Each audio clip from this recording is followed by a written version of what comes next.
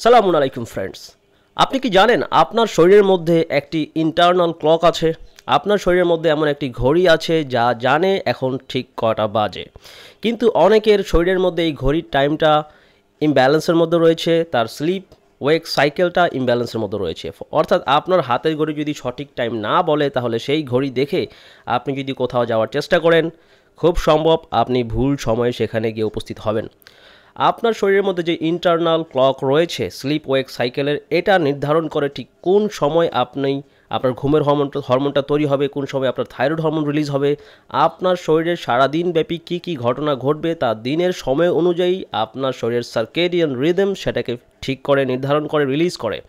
কিন্তু অনেক মানুষ যখন তারা তাদের নিয়মের মধ্যে কিছু পরিবর্তন নিয়ে আসে, লাইক অ্যাকিউট কোনো কারণে তারা কিছুদিন ঠিক সময় মতো ঘুমালো না, বা অতিরিক্ত দুশ্চিন্তা করলো, বা অসুস্থ ছিল, বা অতিরিক্ত দিনের বেলা ঘুমালো, নানাবিধ কারণে আপনার স্লিপ ওয়েক সাইকেলটা ইমব্যালেন্সে আসতে পারে। যখন আপনার স্লিপ ওয়েক সাইকেল ইমব্যালেন্সে চলে আসবে, আপনি রাত্রে ঘুমাতে যাবেন, বাট আপনার চোখে কোনো ঘুম আসবে না।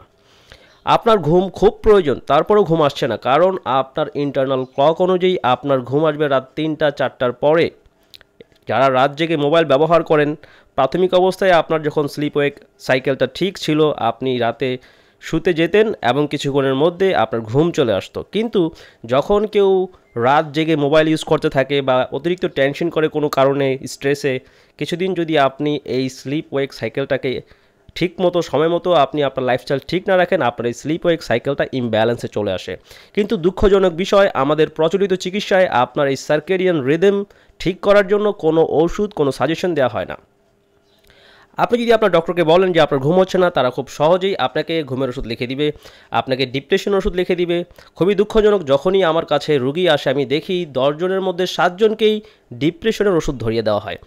বর্তমানে এই ডিপ্রেশনের ওষুধ এত পরিমাণে মানুষকে লেখা হচ্ছে যে যার ডিপ্রেশন নেই বা সামান্য সমস্যার জন্য তাদেরকে ডিপ্রেশন ওষুধ দেওয়া হচ্ছে, কারণ এই জাতীয় ওষুধ আপনাকে ফেক হ্যাপিনেস দেয়। সবথেকে বেশি যেই ডিপ্রেশন ওষুধ লেখা হয় সেটা হচ্ছে সিলেক্টিভ সেরোটোনিন রিঅ্যাক্টেক ইনহিবিটরস।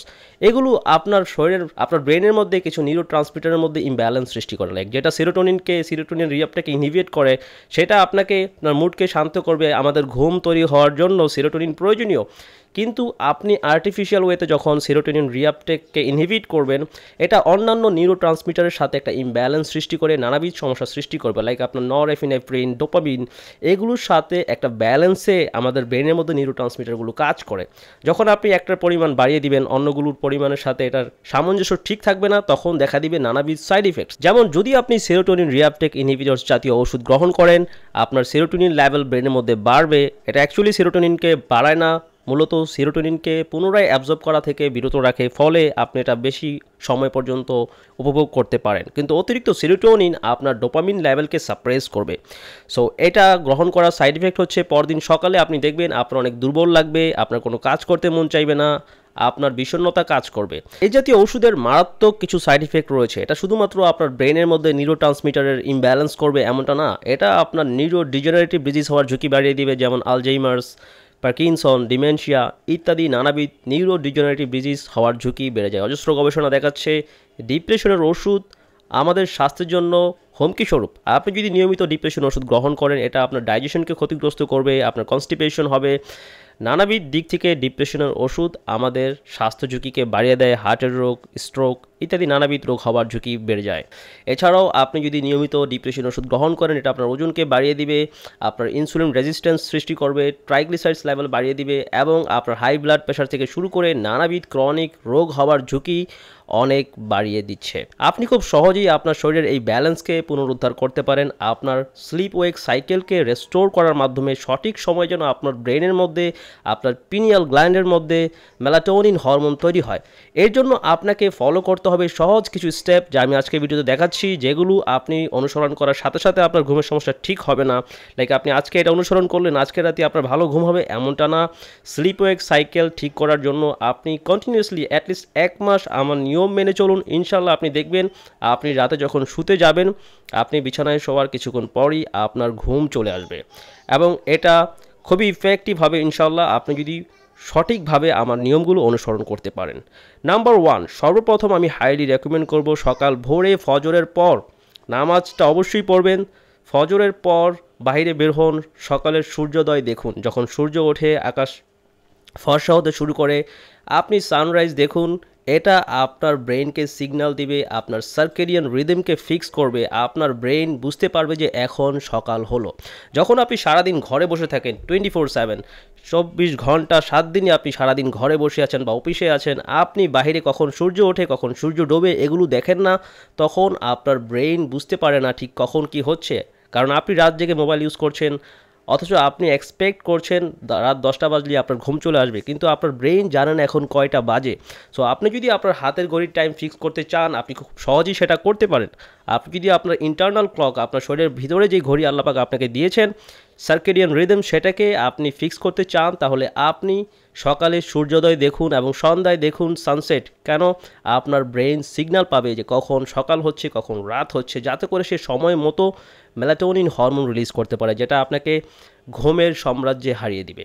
সো এটা আপনি নিয়মিত অনুসরণ করুন। এটা করার পরপরই আপনার ঘুম ঠিক হবে না, অ্যাটলিস্ট 1 মাস নিয়মিত করে দেখুন, আপনি অনেক পরিবর্তন পাবেন। আপনার ন্যাচারাল স্লিপ ওয়েক সাইকেল রেস্টোর হবে, আপনার ঘুম উন্নত হবে। এবং দ্বিতীয়ত আমি রেকমেন্ড করব সন্ধ্যার পরে আর্টিফিশিয়াল লাইট এক্সপোজার যত পারেন কমিয়ে নিয়ে আসুন। কারণ যখনই আপনি আপনার চোখে আলো প্রবেশ করে, সেটা আপনার পিনিয়াল গ্ল্যান্ডে পৌঁছে যায়, আপনার ব্রেনকে স্টিমুলেট করে, আপনার কর্টিজল হরমোনকে বাড়িয়ে দেয়।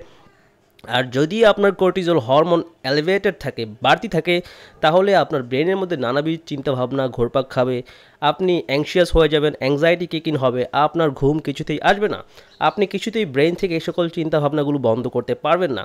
বেশিরভাগ ক্ষেত্রে আমি দেখি রুগীদের ক্ষেত্রে অ্যাকচুয়ালি এই সমস্যাগুলো হচ্ছে সিম্পল একটি মিনারেলের ঘাটতির ফলে, এবং সেটা হচ্ছে ম্যাগনেসিয়াম। এর কারণ হচ্ছে আমাদের খাবারে গবেষণায় দেখা যাচ্ছে ম্যাগনেসিয়ামের লেভেল অনেক কমে গেছে। গত 50 বছর আগেও খাবারে যে পরিমাণ ম্যাগনেসিয়াম পাওয়া যেত, এখন তার থেকে অনেক কম পাওয়া যাচ্ছে, কারণ আমাদের মাটির থেকে ম্যাগনেসিয়ামের পরিমাণ কমে গেছে। আপনি একই জমিতে বারবার চাষ করছেন, কিন্তু একই জমিতে যখন বারবার চাষ করা হয়, সেখানে অনেক গুরুত্বপূর্ণ মাইক্রো নিউট্রিয়েন্টস কমে যাচ্ছে, ডিপ্লিট হয়ে যাচ্ছে। নানাবিধ রাসায়নিক যখন কৃষিকাজে ব্যবহার করা হয় পোকামাকড় মারার জন্য, সেগুলো অ্যাকচুয়ালি মাটিতে থাকা গুড মাইক্রোবস, ক্ষুদ্র জীবাণুকে মেরে ফেলে, উপকারী জীবাণুকে মেরে ফেলে। যেই উপকারী জীবাণু মূলত খাবারের মধ্যে, আপনার ফসলের মধ্যে যে পুষ্টিগুলো থাকবে, সেই পুষ্টিগুলোকে বায়ো অ্যাভেলেবল করার জন্য এই মাইক্রোবগুলো কাজ করে। কিন্তু যখন আপনি কৃষিকাজের মধ্যে এই সকল রাসায়নিক ব্যবহার করেন, এই ক্ষুদ্র মাইক্রোবগুলো কমে যায়, মারা যায়, যার ফলে মাটিতে অনেক গুরুত্বপূর্ণ পুষ্টি উপাদান কমে যাচ্ছে।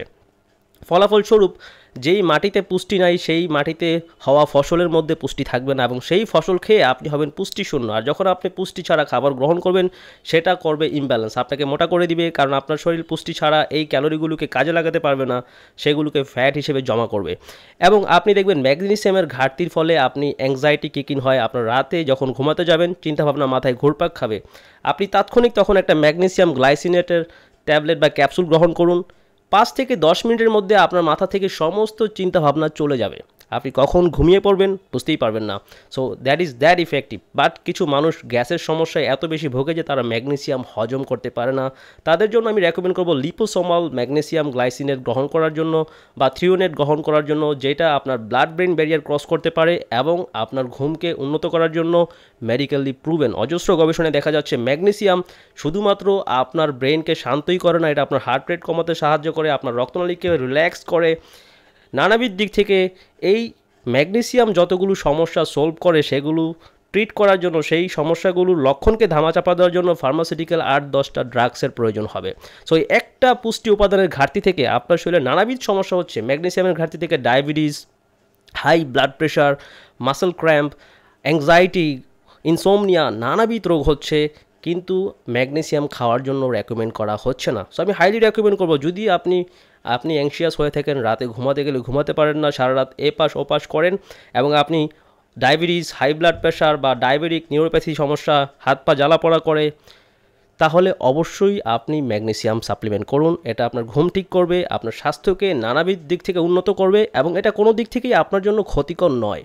এবং তৃতীয়ত আমি রেকমেন্ড করব রাতের খাবার ঘুমানোর কয়েক ঘন্টা আগে খাওয়ার জন্য, কারণ আপনি যখন শুতে যান আপনার ব্রেনকে রিল্যাক্স করার জন্য ব্রেনের মধ্যে প্রচুর অক্সিজেন প্রয়োজন হয়, কিন্তু যখন আপনি খাবার খেয়েই শুয়ে পড়বেন, আপনার পেটের মধ্যে খাবারকে ডাইজেস্ট করার জন্য ব্লাড ফ্লো বেড়ে যাবে, সেখানে বেশি অক্সিজেন ব্যবহার হবে, ফলে আপনার ঘুমের কিছুটা সমস্যা হবে।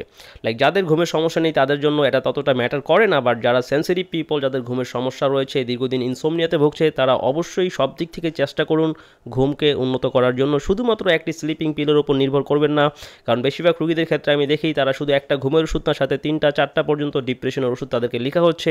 তারা হয়তো জানে না তারা কি খাচ্ছে, বাট আমি প্রায়শই দেখি একজন রুগীকেই কয়েক রকমের ডিপ্রেশন ওষুধ দেওয়া হয়েছে, তারপরও তার ঘুম হচ্ছে না, শান্তি নেই, শরীর সুস্থ না, এবং 10 থেকে 15 রকমের ওষুধ নিয়েই চলছে, সারা জীবন নিয়ে চলছে, তারপরেও ভালো হচ্ছে না, দিন দিন অবস্থা খারাপ হচ্ছে। But if you want take charge of your health, you must take some initial steps by yourself without relying on those toxic drugs that never cure anything, just suppress symptoms.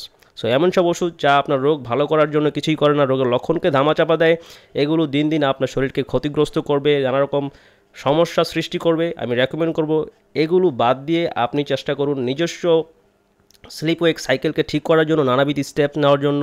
রাতের খাবার ঘুমানোর কয়েক ঘন্টা আগেই খেয়ে নিন, এবং রাতে ঘুমানোর পূর্বে ডিপ ব্রিথিং করুন, যেটা আমি আগের ভিডিওতে বলেছি যে ডিপ ব্রিথিং ঘুমানোর পূর্বে অত্যন্ত গুরুত্বপূর্ণ। এটা আপনার হার্টকে রিল্যাক্স করে, আপনার ব্রেনকে শান্ত করে, ব্রেনের মধ্যে অক্সিজেন স্যাচুরেশন বাড়িয়ে দেয়, ফলস্বরূপ আপনার ঘুম আসা সহজ হয়।